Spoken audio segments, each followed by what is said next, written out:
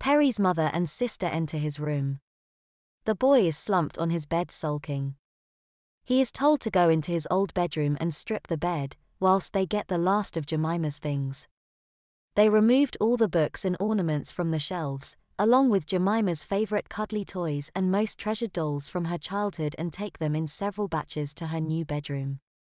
Jemima giggles at her brother in her horrible yellow dress, and tells him how pretty he looks. Her mother chooses some clean sheets from the airing cupboard, along with a duvet cover and pillowcases, and Perry is instructed to make his sister's bed for her. "Why do I have to do it?" "Because you're in big trouble, young man. So you'll do exactly as you're told," his mother states. Jemima and her mother return to her old room to collect the next batch of books and ornaments. "I guess we should leave him a few things," Jemima suggests. Her mother agrees, so Jemima takes great delight in leaving him many of her old princess and fairy books, as well as some DVDs she's long grown out of. She arranges a couple of old dolls and cuddly bears on his shelves, along with some unwanted girly ornaments, and steps back to admire her work. "You're enjoying this, aren't you?" her mother says, before looking at Jemima's bed and her old Disney princess duvet cover. "Do you want this duvet?" she asks, "or shall we leave it for Perry?" Jemima giggles at the idea of her brother keeping it and sleeping in it. "Yes, let's," she says. "In fact, there's my old Tinker Bell, Barbie, and My Little Pony bed sets too." "Oh, he'll love those." Mother agrees sarcastically, before asking if she wants her TV and DVD unit. Jemima looks at the pink appliance which she's had for many years. "Nah. Plus his is much better than that old thing." "Very well," her mother grins. "A few weeks of this and I doubt he'll ever want to wear girls' clothes again." "But what if he doesn't?" Jemima asks. "I mean, does like it? We'll cross that bridge when we come to it. But hopefully we won't have to." When they returned with the last of Jemima's things, Perry had finished making the bed. His mother told him to put the sheets, duvet cover, and pillowcases in the wash, before taking the bin bags down to the kitchen. Taking one in each hand herself, she headed downstairs. Moments later, Perry arrived with a bin bag in each hand, and asked his mother where to put them. "In the yard," she replied.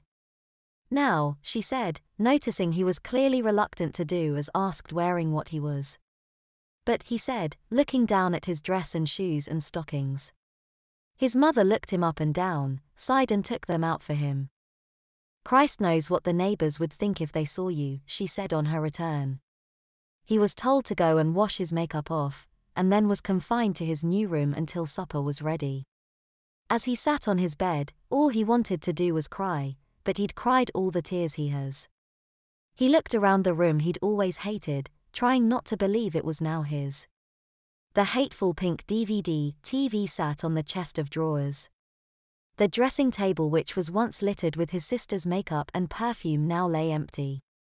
Unlike the wardrobe which contained the clothes he'd feared wearing so much. The wardrobe that now holds a selection of ghastly dresses he can call his own. On the half-empty bookshelves was a couple of dolls and several girly ornaments. He flicked through the books his sister had left him, but being little girls' picture books and fairy tales, he had little interest in them. She'd also left him a few Barbie DVDs, along with Tinker Bell and the Disney Princesses films. He wondered if his mother would make him go outside too, and cast his mind back to the girl from the skate park in the Rose Queen parade. All those thoughts were now his reality. His daydream was broken by his mother opening his door. "From now on, I want this door kept wide open," she said. In her arms was a bundle of bedding, from which she grabbed a clean duvet cover, pillowcase and sheet. She told him to change his bed, but noticing the clean bedding was equally pink and girly, he began to moan. "Well, what did you expect?" she asked dryly. "If pink and girly is what you want, that's exactly what you're going to get," she stated, putting the rest of the bedding on a shelf in his wardrobe. She paused for a moment, looking at the rail, half full of dresses, as a wry smile swept her face. She left him alone and Perry removed the princess duvet cover, cursing its every stitch. He pulled off the matching pillowcase, followed by the sheet, then unfolded the clean bedding. His heart sank as the life-sized print of a ballerina in a pink tutu was revealed. He pushed his door closed before battling to get the duvet inside its hateful cover. He swam deep inside, pushing the duvet into the corners.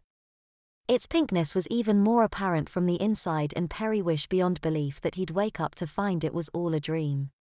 It wouldn't be the first time.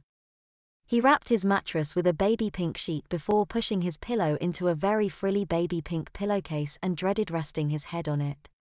The thought repulsed him and he recoiled his head, catching a glance of his reflection in the ornate pink-framed full-length mirror. At least this isn't pink, he thought as he looked at himself. His attention was drawn to the sound of the door being pushed open and his mother's scalding face. "I told you to keep this door wide open," she spat, glancing around his room. "Admiring yourself, are you?" she asked inquisitively, noticing his position in relation to his mirror. He hung his head.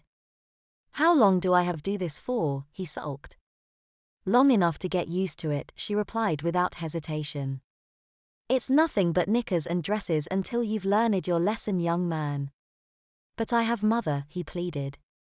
"I won't do it again, I promise." "On the contrary, Perry. You will.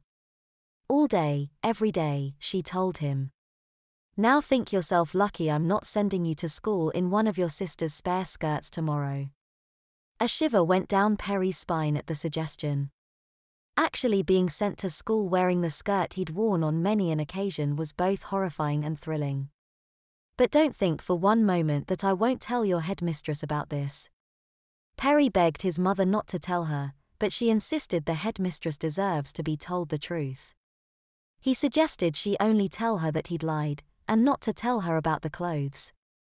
She told him that she has to tell the headmistress everything, because if you step 1 foot out of line, she'll need to know why you're attending school dressed as a girl.